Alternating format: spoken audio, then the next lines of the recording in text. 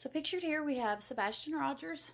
He's been missing for over a year. He was 15 years old when he went missing from his Hendersonville home in Tennessee, and he turned 16 in December. So we're still looking for Sebastian. So where is Sebastian Rogers? And we want to keep the case alive.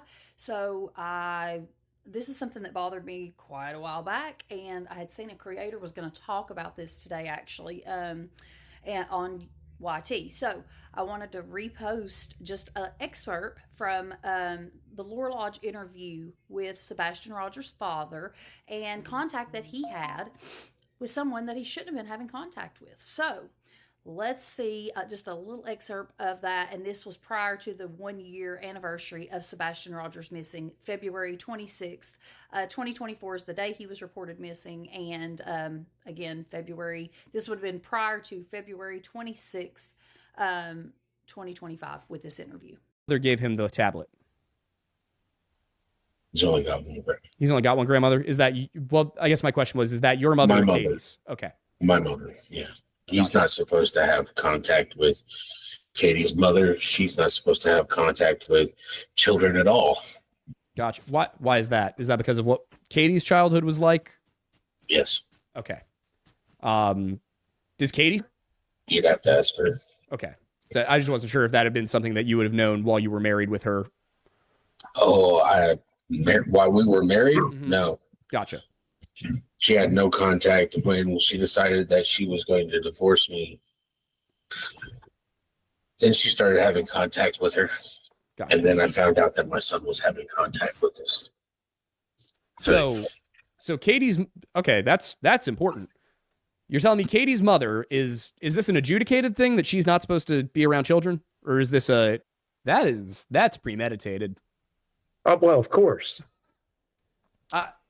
And we found out that was going on from one of the family members. Uh-huh.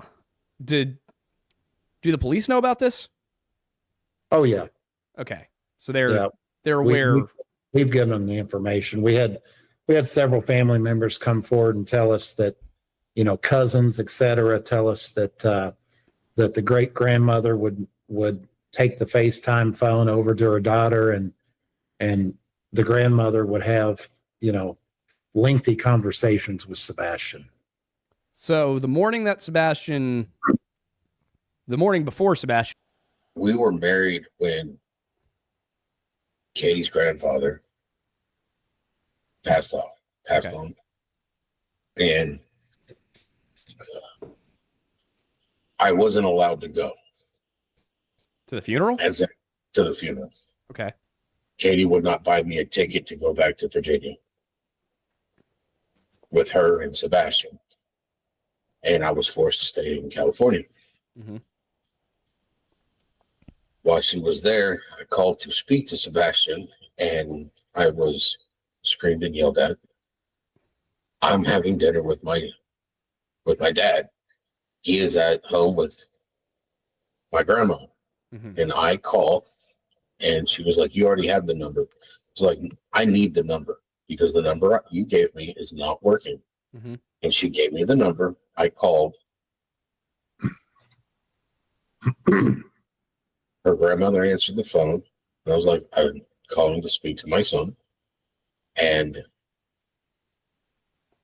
Sebastian got on the phone, and I was like, hey, buddy, what are you doing? Mm-hmm. He was like, I'm watching TV.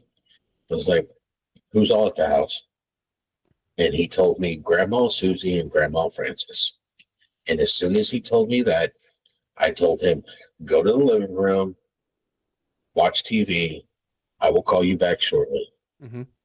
And I turned around and I contacted Chesapeake PD to do a welfare check on my son because he's not supposed to be around a particular person, and yet he's sitting there calling her Grandma Francis, which tells me that he knows who she is, mm-hmm. and he's interacting with her. Can I ask what year this was?